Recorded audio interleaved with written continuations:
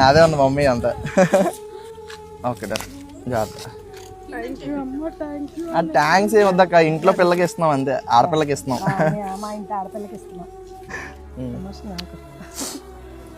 So 32 కోట్లు ఇద్దరు పిల్లలకి కావాలి అని చెప్పి మనం వీడియో పెట్టాం కదండి. సో దానికి నా ఆస్తి అమ్మేసి నా తారు నా ల్యాండ్ ఇచ్చేస్తానని అయితే అందరికీ చెప్పాను కదా.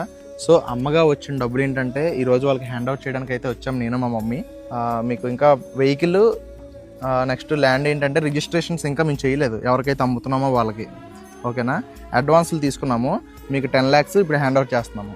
ఓకేనా, రిజిస్ట్రేషన్ అయిపోగానే వితిన్ 3-4 daysలో మీకు మిగతా అమౌంట్, ఎందుకంటే వెహికల్ ఇంకా మన దగ్గర కదా ఉంది. సో వెహికల్ వెళ్ళిన తర్వాత వస్తారు రిమైనింగ్ అమౌంట్. ఓకేనా, అన్న అలా అంటే